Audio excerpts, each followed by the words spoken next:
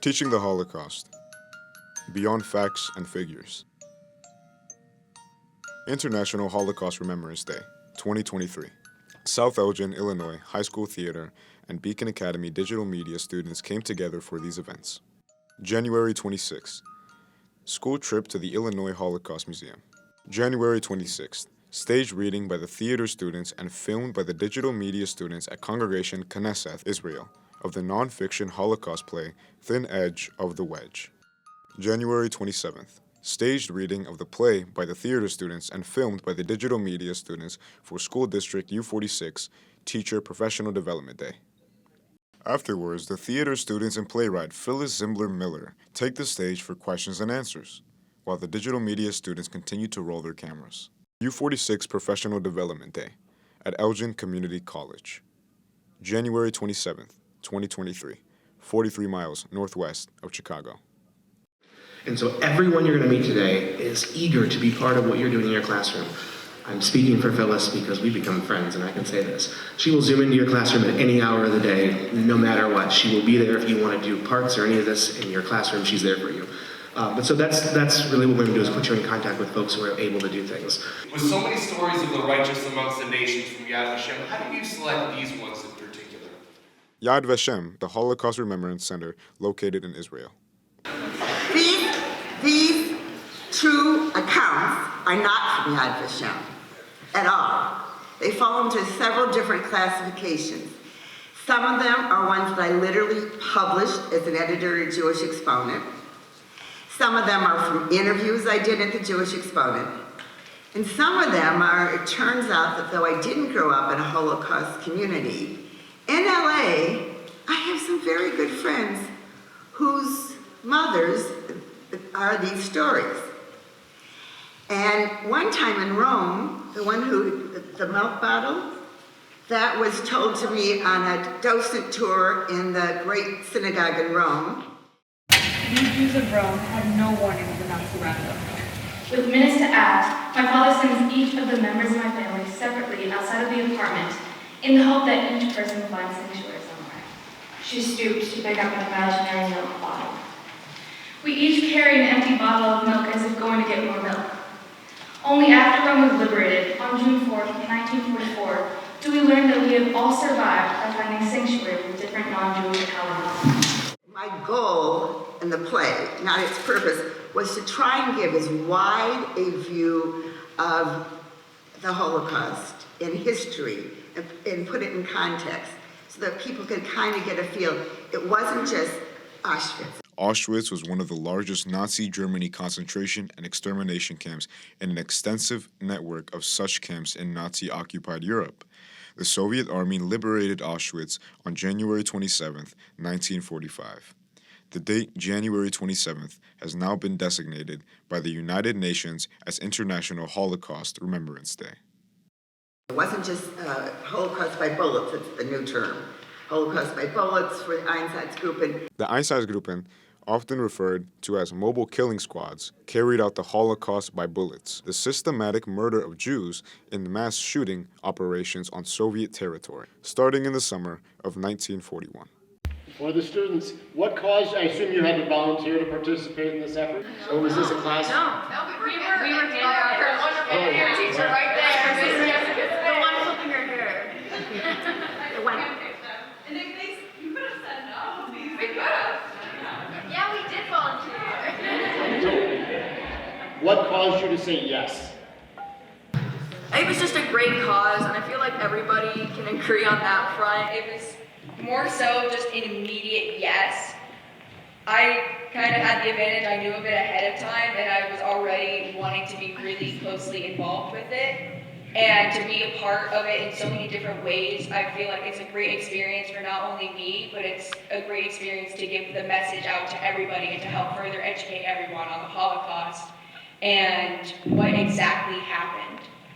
For me, I've always been very interested in history and learning more about our past and things that we've been through, and I've just always found it so fascinating. So when I first heard about it, that it was about to be the Holocaust, and there's all these stories and all that, just people who've actually been through it and all that, I just jumped at the chance just because I've always thought that learning our history was always so important to figure out who we are and what we've been through. And I feel like the best way to not have things repeat and to keep learning is to always know where we came from and what has happened in the past. So, I feel like out of this whole cast, I have kind of a unique experience with joining this production because originally, when Miss Smith approached me and asked me to do this, like an idiot, I said no. She was like, Johnny, I think this is really good. And I was like, no. And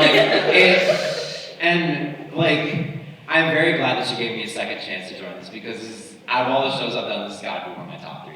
This is just learning about everything that happened. It's just been an amazing experience. And thank you for letting me do this. After signing a non-aggression pact with the Soviet Union, Nazi Germany invaded Western Poland on September 1st, 1939. Then on September 17th, 1939, the Soviet Union invaded Eastern Poland, and in June 1940, invaded the 3 independent Baltic countries of Lithuania, Latvia, and Estonia. In June 1941, the Nazis broke the non-aggression pact, invading the Soviet-occupied territory. One evening, a counselor wakes me to find a strange man standing above me and holding out a letter in Yiddish from my mother. Judith holds out her hands to accept an imaginary letter. She reads it aloud. Dearest daughter, I have given this man my diamond ring in exchange for bringing you home. You must obey him completely. Judith climbs into an imaginary sack. He puts me into an empty sack and fills it with hay and potatoes. He warns me that making a sound could cost me my life as well as his. Then he drives his horse and wagon all night. Every time the wagon stops, I feel that this is the last breath I will ever take. When we arrive at his house, he ties me up in his basement to ensure I will not run away. When we finally reach my home, my mother hugs me and breaks out crying.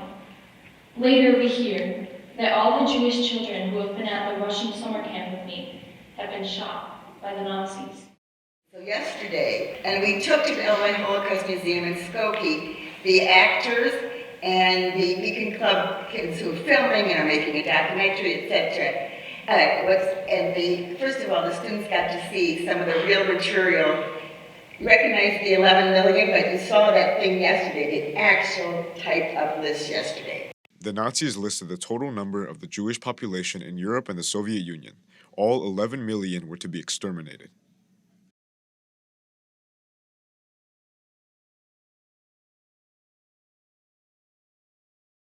The docents were very impressed by the kinds of questions they asked, but this is my plug for Holocaust education. They had been primed.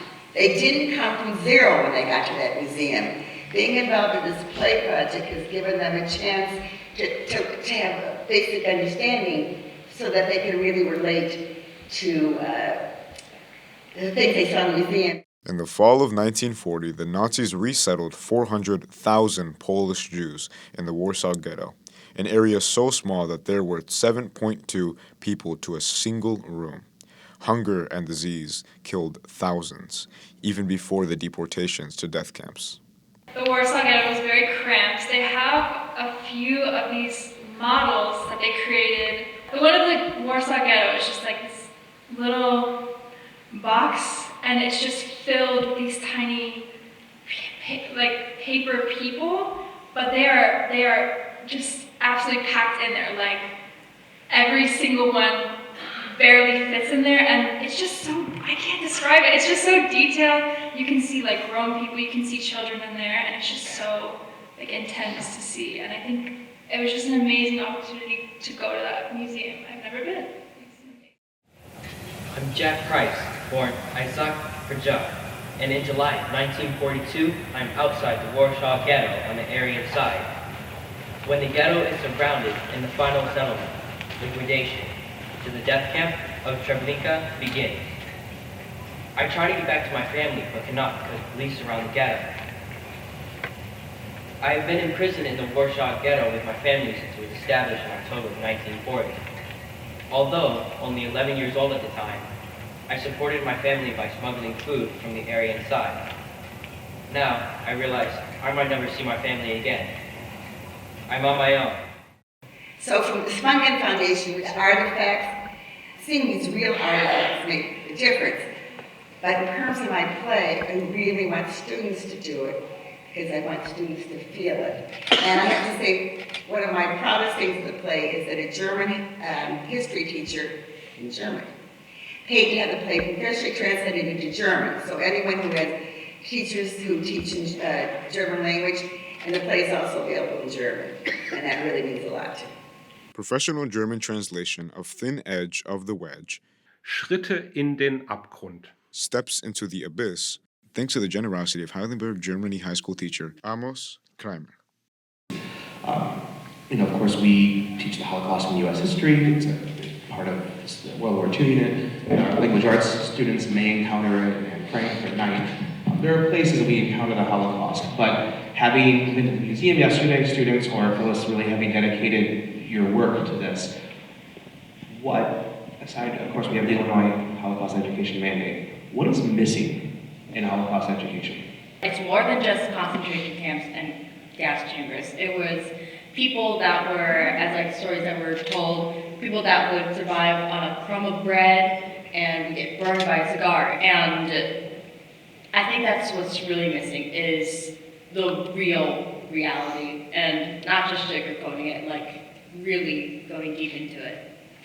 I feel like when we learn about these things in school, it's like another assignment. It's just another assignment, that's all it is. It's sad, the material is always gonna be sad. There's nothing about this that you can really just like blow over and think it's fine. But at the same time, when we were in the museum yesterday, I remember I asked our tour guide a question. I was like, wait, are like the things real? And she was like, everything in a case is real. And that was like the one thing where I was like, whoa, like that's a whole nother level. It makes it so real. It's not just an assignment in school, it's real, like it's real. We heard a story about this one like blanket that looks like burlap, like a burlap sack. That's what it looked like, and it was a blanket in this case. And then we heard this story about a little girl who had to like hide in a family's potato cellar for like a year and a half. Her father died in there with them when she was a little girl. It was so small that when she was like 4, she was the only one who could stand in there. And learning about that and then seeing the actual blanket that she used being in there, it's like that made it so incredibly real. Like this was real, that she was there, that was the blanket she was using, it's real. And I feel like that is just like what brings so much more compassion into like when we learn about these things, is just seeing like the reality of things. When we hear a story, we don't take it to heart as much as we probably should. But when we are like experiencing it, like in a way, like when we're like really there, seeing the real things that were used, hearing these people's stories, even doing a play like this, and hearing these true stories, that's what makes it so much more impactful. And I think that that's important for all students. The young girl who grew up and like had that blanket, you can literally see the stitching of where like her father fixed it while they were in the potato cellar. But she was working with getting the museum built in that, and she donated the blanket. But every so often she would set up appointments just so she could go to the museum. They'd open up the case and she would just hug the blanket and cry because it was the last thing for her mother and her father. And it's stories like that that aren't in school textbooks, that aren't anywhere, that you don't know of, that I feel like would be the most important for us to know, because it's those personal sad stories that I feel like are the part that really makes you just realize how, like, everything, like, the scale of it all, because you hear stories and it's all facts on the pages and stuff. It's all like, there's no emotion, it's just all facts, all this many people, they did this, they moved there. But when you actually hear like the personal stories and their own experiences and things like that, it just really opens up your eye and it really like shows you just how bad it was. I just want to make sure I understood. You performed this at the local synagogue as well? Yes. So my question with that was, did any of you have what was the audience's reactions, and did any of you have any powerful interactions after you performed? So, at the synagogue, there was, like, they were really into it. Like, we audibly heard gasps like while we're like doing it and stuff, and you can just like see on their face how it's like resonating with them and how they're like really like feeling it like in the moment. And it was just like amazing to see even on stage with us doing it and stuff. It was just like surreal. So I think seeing how many people like kind of touched with this story and being able to kind of bring this like something so important and just people being there, like they were so interested and it's just so important to them and just being able to do this and carry this on, this knowledge that people need to know. I think I'm just so thankful to have this opportunity to do this and to spread this. I think it's really important, and it was a really good experience that all of us got to go there and experience it, since all of us come from different backgrounds and different religions and everything, but we all came together, went to a synagogue. I had never been to a synagogue before yesterday, the performance, and it really showed how everyone needs to appreciate one another and appreciate where we come from and what we believe in. And, you know, if you believe something else than someone else, that's okay. And, you know, it's just, we need to be more unified. And that's what I got out from the performance. The previous day, January 26th, 2023, Congregation Knesset Israel, Elgin, Illinois. Okay, Ariana, so this is your first time in the synagogue? Yes, it is. Okay, and you mentioned that you hadn't learned about the Holocaust. No, I haven't. I've never heard about it. I mean, I've heard a little bit about it, but never really got the time to have a research about it. So when did you first start learning about the Holocaust? I started learning about the Holocaust when we were actually starting to talk about the documentary. I actually decided to do my own research, and then we went to the Holocaust Museum, which made me learn a lot of most sad things, but really interesting things. How do you feel about being a part of a project like this?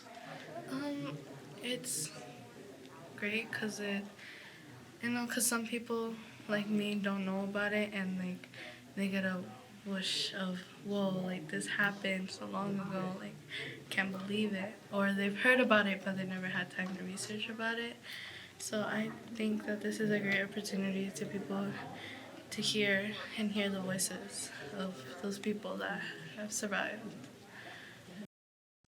So one of the most compelling themes that I think we're getting from the play and the title of the play is that we want genocide never to happen again. And my question for the students is, as you encountered these stories and artifacts over the last 24 hours, what insights do you have as to why genocide and atrocities like this continue to happen?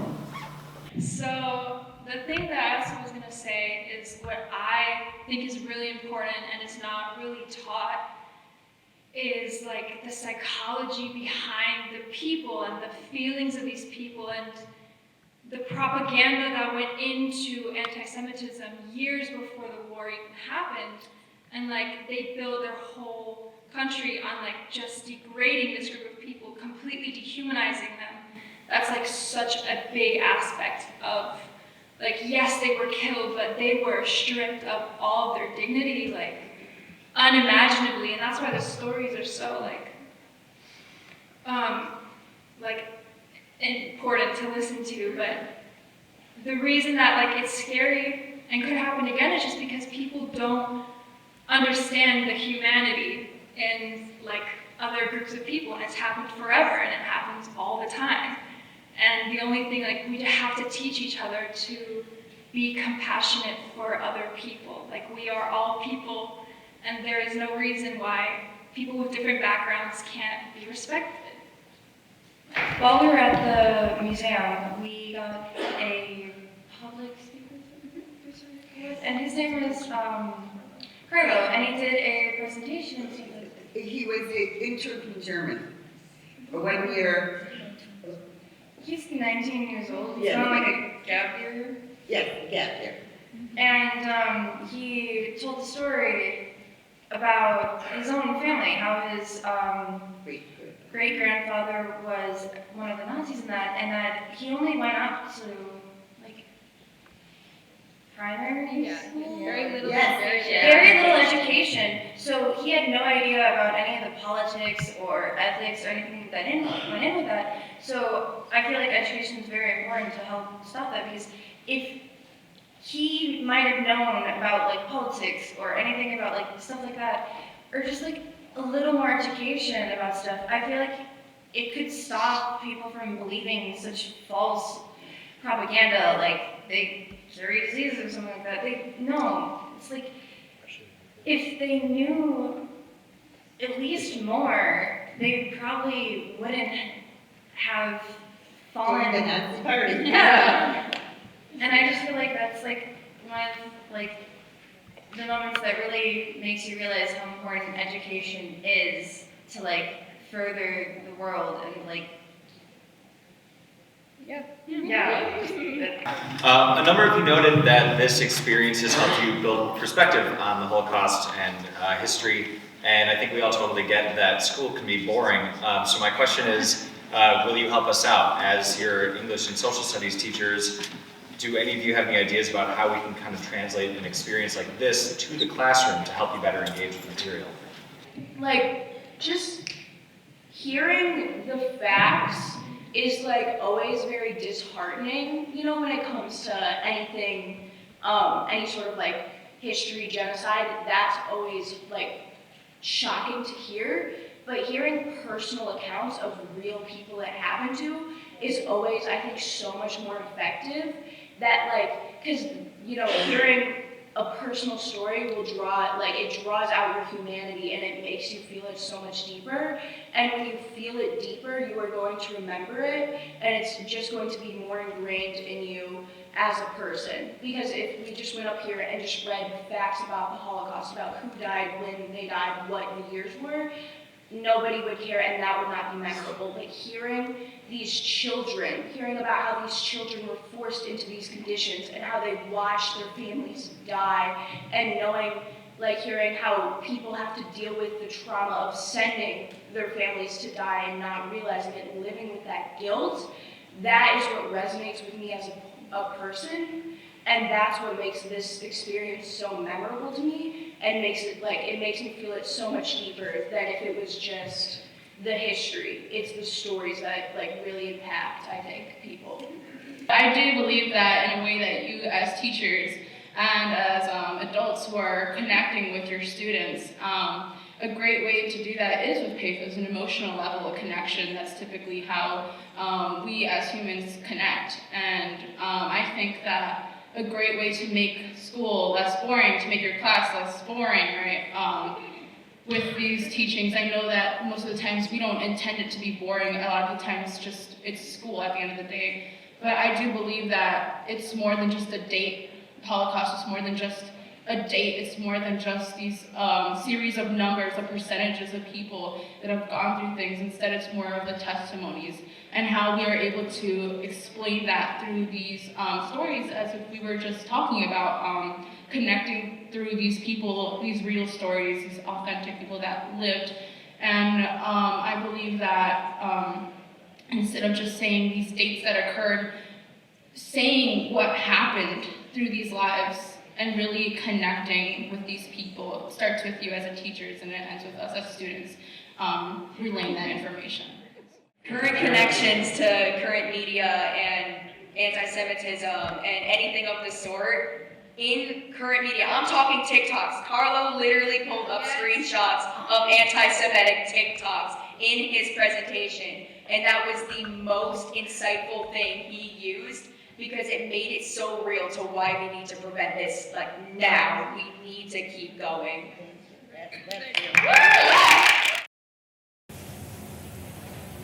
Some people say that I am obsessed with the Holocaust. Am I? Or am I obsessed with the thought that these horrific crimes against humanity can happen again, anywhere, anytime, to any group of people? All it takes is allowing the thin edge of the wedge to grow so wide until there is no turning back. Definition of thin edge of the wedge. A minor harmful change that starts a chain of more and more changes resulting in dangerous consequences. The Nazis murdered 6 million Jewish men, women, and children, in addition to millions of Romani, known then as gypsies, homosexuals, people with mental and physical disabilities, Jehovah's Witnesses, and political opponents.